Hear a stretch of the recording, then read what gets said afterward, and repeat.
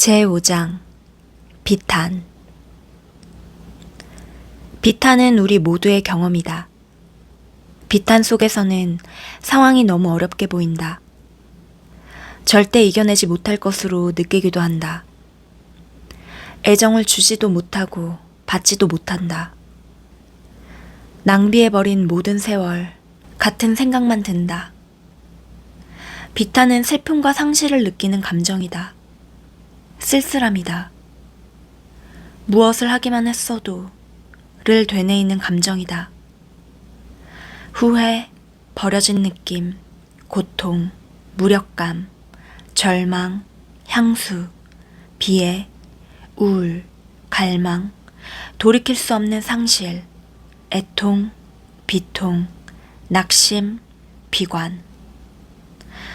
비탄은 어떤 신념 체계나 인간관계, 능력, 사회적 역할, 희망을 잃은 탓에 생기거나 삶에 대한 태도 전반, 외부 환경이나 제도 때문에 생길 수 있다.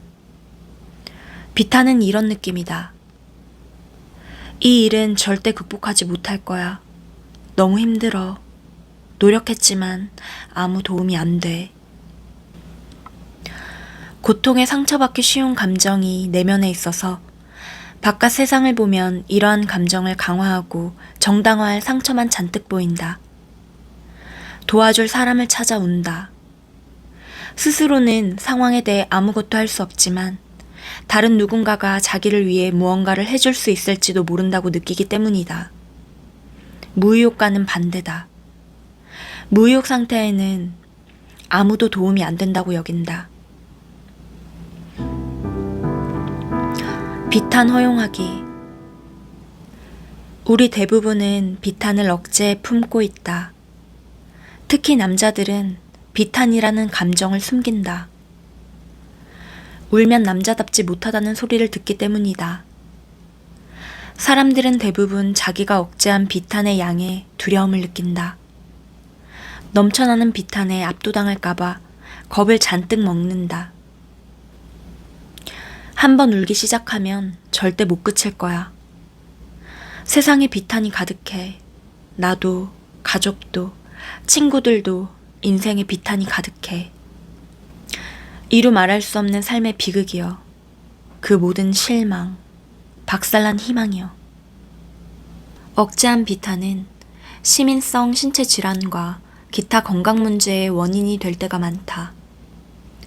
감정을 억제하는 대신 감정이 올라오게 놔두고 그 감정을 포기하면 비탄의 수준에서 받아들임의 수준으로 단숨에 올라갈 수 있다.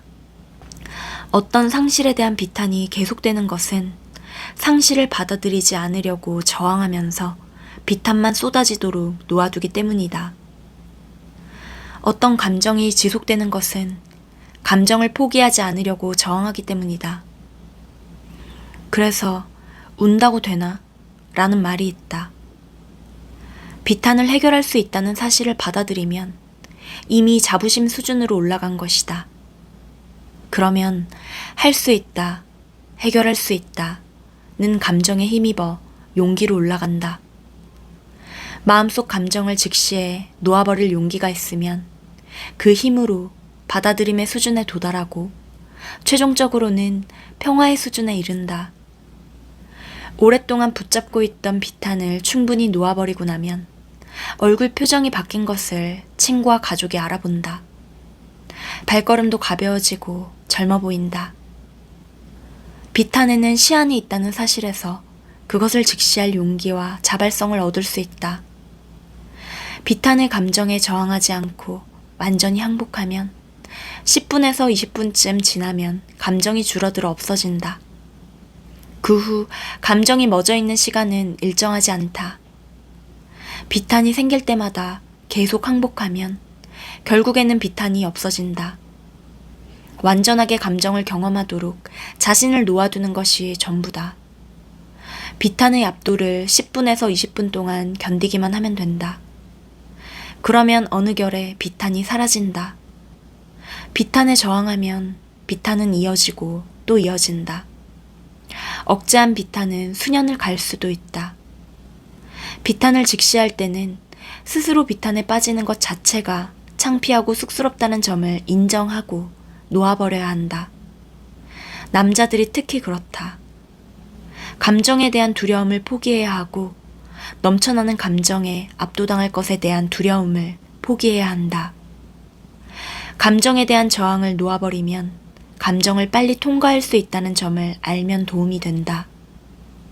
예로부터 여성들이 경험에서 얻은 지혜의 말이 있다. 잘 울고 나면 기분이 좋아진다. 이 말이 사실임을 깨닫는 남자들이 많다. 경험상 과거 상황에 대한 비탄이 올라오도록 놓아주자 지끈거리던 두통이 놀랍게도 거의 사라졌다. 비탄이 올라올 때면 남자는 울지 않는다 라는 문장도 함께 떠올렸다. 남자는 울지 않는다는 자부심을 놓아버리고 나니 이번에는 일단 울기 시작하면 절대 그칠 것 같지 않다는 공포가 올라왔다. 이런 공포가 사라지자 바로 분노가 일었다. 남자에게 감정을 억제하라고 강요하는 사회에 대한 분노였고 남자는 감정을 가져서는 안 된다는 생각에 대한 분노였다. 이런 분노를 놓아버리면서 용기의 수준에 도달했고 그러자 필요한 대로 울 수 있었다. 두통에서 해방되었을 뿐만 아니라 흐느낌의 급류가 빠져나가자 깊은 평화가 자리를 잡았다. 이후로는 비탄이라는 것을 피할 필요가 없었다. 비탄이 올라오도록 충분히 놓아두어 억제했던 에너지에서 완전히 벗어난 남자는 평화로워지고 자신의 남성성을 보는 눈이 달라진다. 자기의 남성성이 이제 더욱 완전함을 깨닫는다. 같은 남자인 점은 여전하지만 이제는 자신의 감정과 접촉해 감정을 해결할 수 있다. 그 결과 남자는 보다 일에 적합하고 보다 능력 있고 다방면으로 균형 있고 보다 성숙하고 타인을 보다 잘 이해할 능력이 있고 보다 동정심 많고 보다 다정해진다. 심리적 측면에서 모든 비탄과 애도는 애착에서 비롯한다. 애착과 의존이 생기는 것은 내면이 불완전하다고 느끼기 때문이다. 즉 우리가 물건과 사람, 관계, 장소, 개념을 쫓는 것은 내면의 필요를 채우기 위해서다. 내면의 필요를 채우기 위해 무의식적으로 그런 대상을 활용하다 보니 대상을 아예 내 것이라고 생각한다. 대상에 에너지를 쏟고 외부 대상을 내 것으로 보던 것에서 나아가 그것들이 정말로 나의 확장이라고 본다. 물건이나 사람을 잃으면 자신의 자아를 잃은 것이자 감정 경제를 구성하던 중요한 부분을 잃었다고 여긴다. 물건이나 사람이 자신의 가치를 대변하며 그것을 상실하면 가치가 떨어진다고 느낀다. 물건이나 사람에 투자한 감정 에너지가 클수록 상실감이 크고 의존적으로 맺은 유대는 잃은 아픔도 크다. 애착이 있으면 의존이 생기고 의존은 그 특성상 상실의 공포도 내포한다.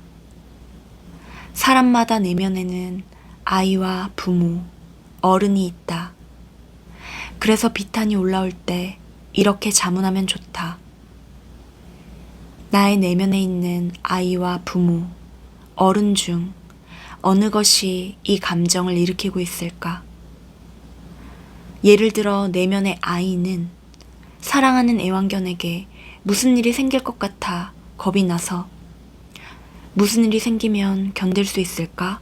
하고 생각한다. 내면의 어른도 비탄을 느끼지만 어른은 불가피한 일을 받아들인다. 고양이나 강아지가 죽지 않을 수는 없다. 영구적일 수 없는 것이 삶의 현실이란 점을 내면의 어른은 유감스럽지만 받아들인다. 젊음은 영원하지 않고 낭만적인 관계는 평생을 가지 못하는 경우가 많으며 애완견은 언젠가 죽을 것임을 받아들이는 것이다. 상실 감당하기. 상실을 실제로 경험하기에 앞서 애착의 본성으로 인해 상실을 두려워하는 상태가 먼저 찾아온다. 그리고 사람들은 이 상태를 대개 둘 중 하나의 방법으로 방어한다. 하나는 유대를 강하게 만들기 위해 끈질기게 시도함으로써 애착의 강도를 높이는 방법이다. 이런 접근법은 유대가 강할수록 잃을 가능성이 적을 것이라는 공상에 근거한다. 그러나 바로 이런 꼼수 때문에 관계가 깨어지는 일이 많다. 상대방은 자기가 구속과 통제를 받는다고 느끼는 만큼 소유욕 강한 애착에서 벗어나려 안간힘을 쓰기 때문이다. 이렇게 되면 우리가 마음속에 품는 것이 현실로 나타나기 쉬워서 상실을 두려워하는 상태가 역설적으로 상실을 일으키는 기제가 될 수 있다. 상실의 공포를 방어하는 또 다른 방법은 부인하는 심리 기제를 이용하는 것이다. 부인하는 것은 타조가 위험을 피한답시고 모래에 머리만 처박는 것과 같다. 우리 주변의 다양한 모습 속에 피할 수 없는 것을 직면하기 거부하는 부인 기제를 볼 수 있다.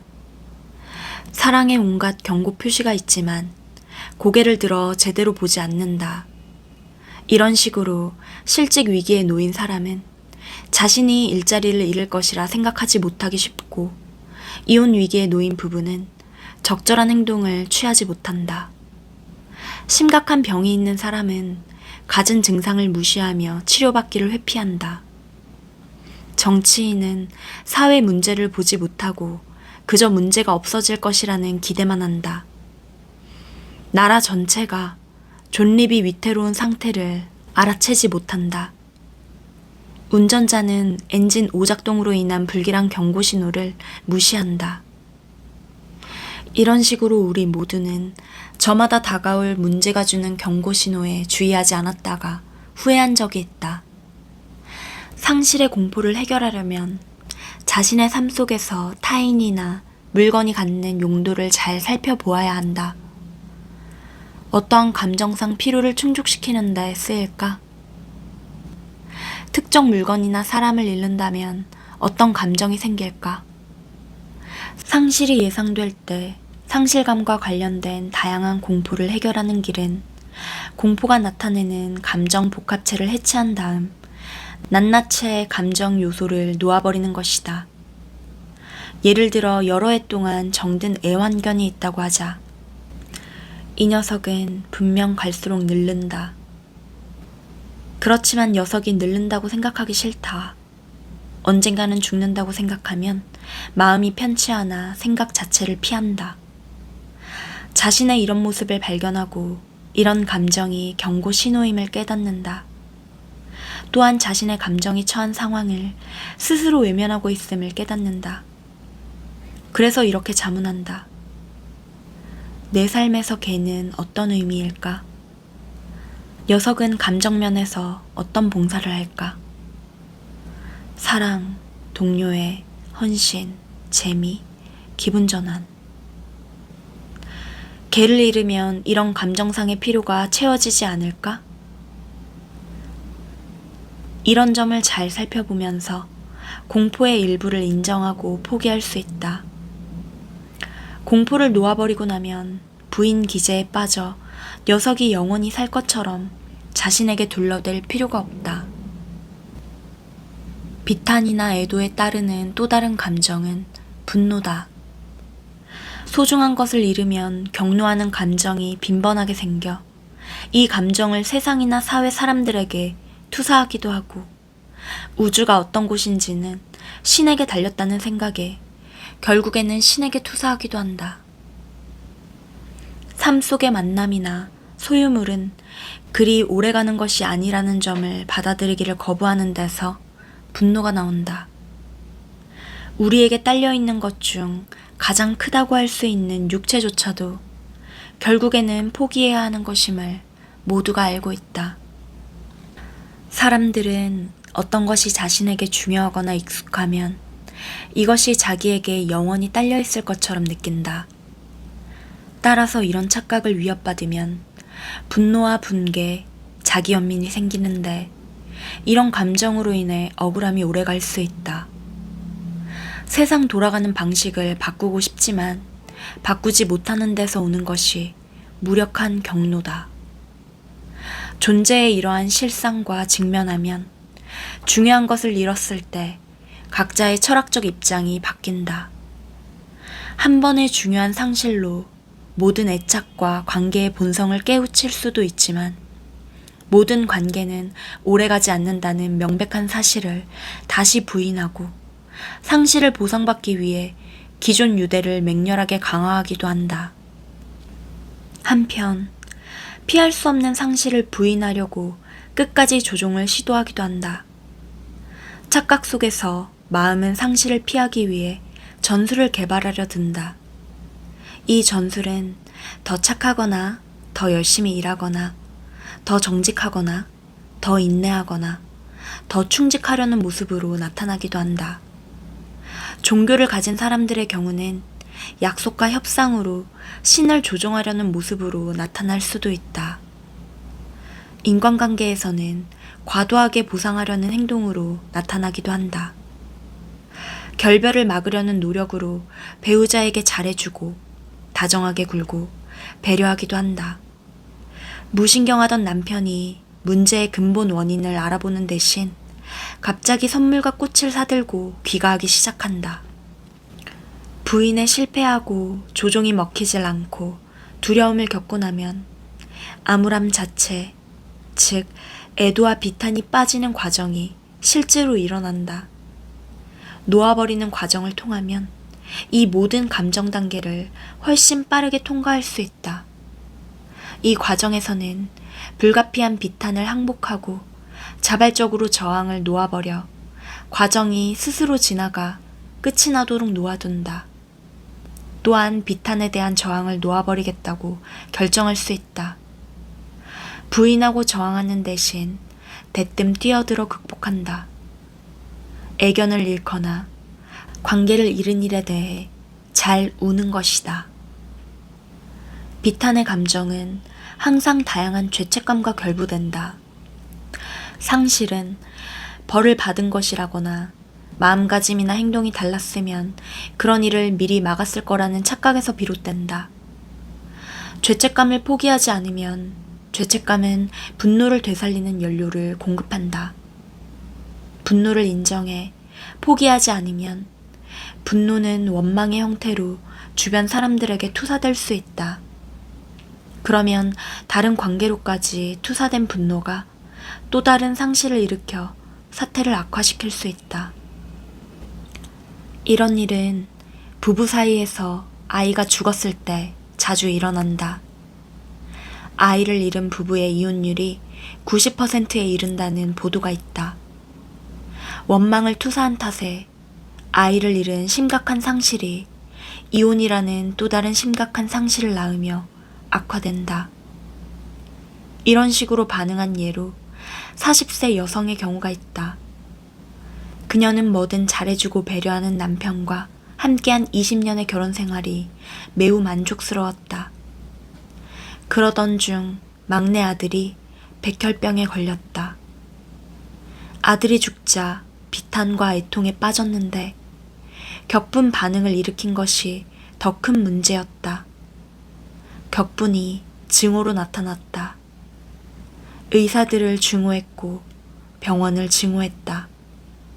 신을 증오했고 남편과 남은 자식들을 증오했다. 경로가 통제할 수 없을 만큼 커져 육체적으로 사납게 굴며 상대를 위협하는 지경까지 이르렀다. 난폭한 행동을 제압하기 위해 몇 번이나 경찰이 출동했다. 결국 자식들은 그 난리와 육체적 학대, 위협적 감정 상태에 질려 집을 나갔다. 아내의 경로 문제를 해결하려고 백방으로 노력한 남편에게도 아내는 마찬가지로 격분했고 사납게 공격한 적도 여러 번 있었다. 마침내 절망과 자포자기에 빠진 남편이 집을 나갔다. 이 수라장은 결국 이혼으로 마무리되었고 여자는 가정을 잃었다.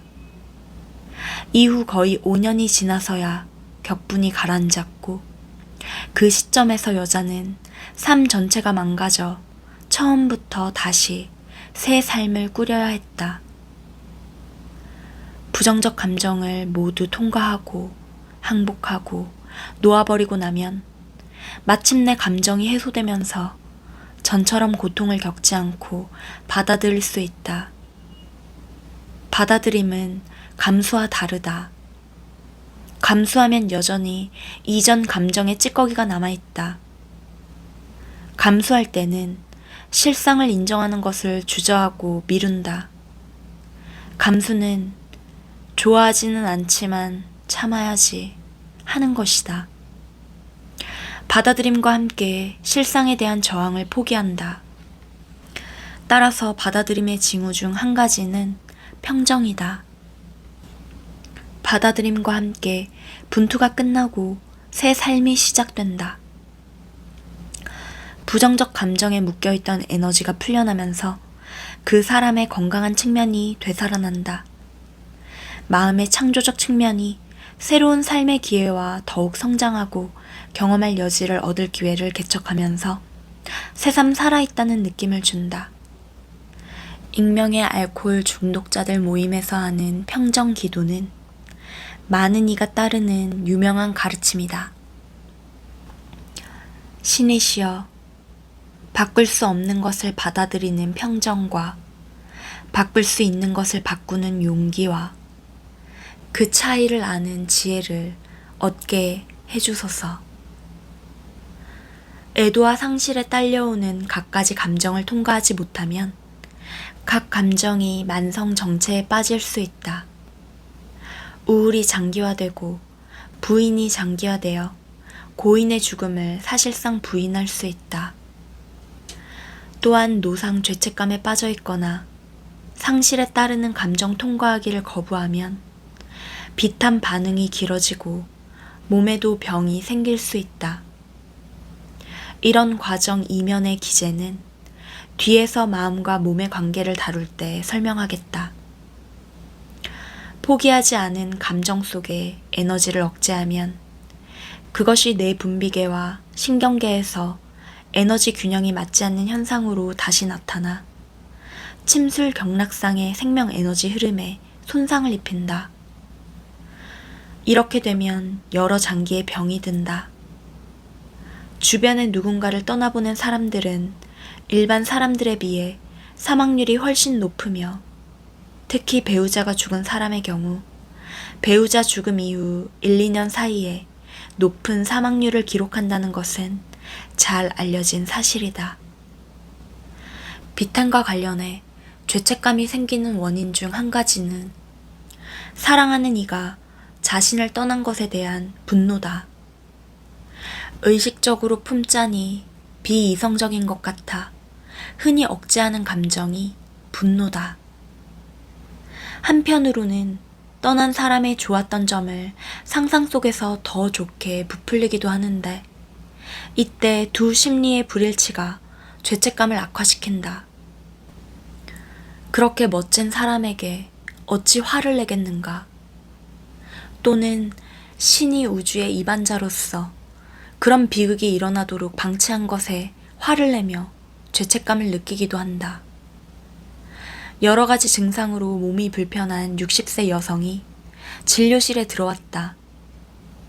천식 발작, 알레르기, 기관지염, 잦은 폐렴 증상과 기타 호흡 곤란 증세가 있었다.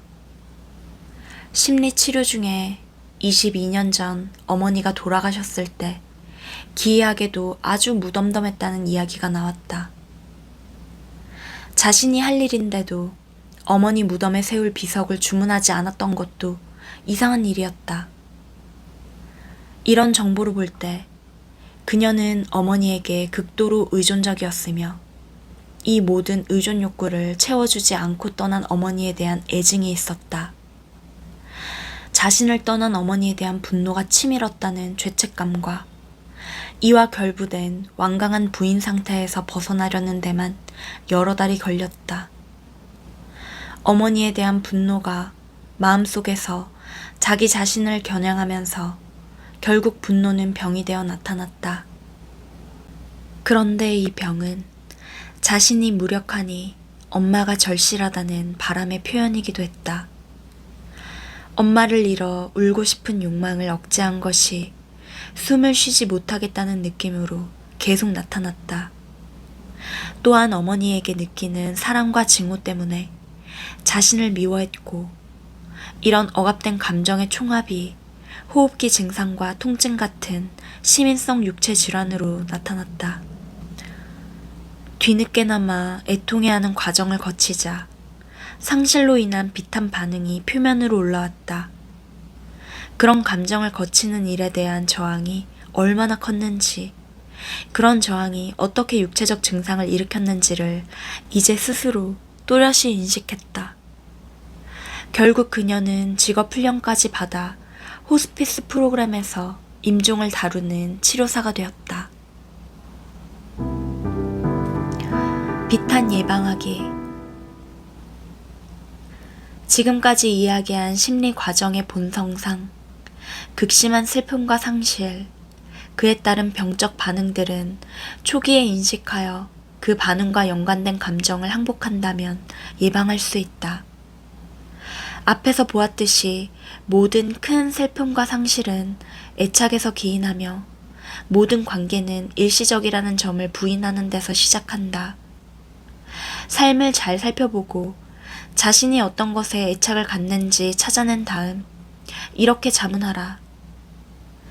이런 것이 채워주는 마음속 요구는 어떤 것일까? 잃는다면 어떤 느낌이 들까?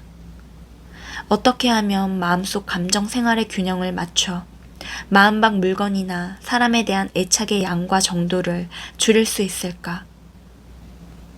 외부 사물에 대한 애착이 클수록 상실을 두려워하거나 상실에 상처받기 쉽다. 왜 그렇게 스스로 불완전하게 느끼는지 자문할 수도 있다. 왜 이토록 내면의 공허를 느끼면서 애착과 타인 의존이라는 형태의 해결책을 찾아야 할까? 내면에서 미숙한 부분을 잘 살펴본다. 그리고 구체적으로 이렇게 조사해 보아야 한다. 사랑을 주기보다 사랑을 받기 위해 관심을 보이는 것은 어떤 것일까? 다정할수록 비탄과 상실에 상처받기 어렵고 애착을 가질 필요도 덜하다. 모든 부정적 감정을 인정하고 놓아버리면 왜소함에서 벗어나 자신의 위대함을 알아보고 주는 즐거움과 사랑하는 즐거움에서 내면의 환희가 일어난다. 때문에 상실로 상처받지 않는다. 행복의 근원을 안에서 발견할 때 우리는 세상에서 잃는 상실에 면역이 생긴다. 자신의 삶을 비평적인 시선으로 살펴보면 자신이 빠져있는 모든 애착과 도피가 보인다. 그 하나하나가 미래의 아픔과 괴로움을 일으키는 근원이다. 그 중에서도 정말로 중요한 부분들은 면밀히 조사해야 한다. 이런 문제를 직시하지 못하는 예로 은퇴 증후군이 있다. 이 증후군은 아이들이 자라 집을 떠나면서 자신의 역할을 잃은 여자나 퇴직할 나이에 이르거나 일자리를 잃었거나 신체 장애로 이전에 하던 일을 못하게 된 남자에게 일어날 수 있다. 이런 상황에 처했을 때 중년기 사람이 보이는 보통 반응은 이전부터 수년간 해온 부인에서 비롯한다. 불가피한 일에 직면해 내면의 동일한 욕구를 충족시킬 만한 다른 활동을 미리 계획하지 못하는 경우가 흔하다. 여기서 내면의 욕구란 자존감이나 중요한 일을 한다는 느낌, 또는 누군가 자신을 필요로 하며 그로 인해 자신이 중요한 느낌을 얻으려는 욕구, 무언가 기여하고 생산하려는 욕구 등을 말한다. 불가피한 일을 예상해 미리 준비하면 나중에 상실로 상처 입고 비탄에 빠지는 것보다 상대적으로 덜 불쾌하다. 연애 관계도 정직하게 검토한다. 내면의 이기적 욕구에 상대가 얼마나 보탬이 되는 걸까? 나는 나의 이득을 위해 상대를 얼마나 활용하는 걸까? 상대는 나의 행복에 보탬이 되는데 어느 정도로 그럴까? 이를 알기 위해서는 이렇게 자문하기만 하면 된다. 나를 떠나는 것이 그 사람이 가장 행복해질 수 있는 길이라면 어떤 기분이 들까? 이 질문을 통해 내가 상대방을 얼마나 구속하고 통제하려 했는지가 드러난다. 그것은 애착이지 사랑이 아니다. 2500년 전에 부처는 인간의 모든 고통은 욕망과 애착에서 비롯한다고 했고, 인간의 역사는 그의 가르침이 진실이라는 증거가 되었다. 이 딜레마의 해결책은 무엇일까? 애착을 갖는 것은 우리의 왜소한 측면이다. 우리는 겁먹고 무능한 프로그램의 세트가 우리를 휘두르도록 부지불식간에 용납했는데, 왜소한 자아가 믿는 것이 이 프로그램의 세트다. 이런 프로그램들이 더 이상 우리를 휘두르지 못하도록 에너지 공급을 끊어놓는 것이 놓아버림의 목적이다. 이렇게 할 때 우리는 의식이 커지면서 높은 큰 나에 대한 자각도 커질 수 있다. 우리 내면의 큰 나라고 하는 것은 사랑을 구하기보다 그냥 사랑한다. 따라서 우리는 언제나 한계 없는 사랑에 감싸여 있다는 자각이 생긴다.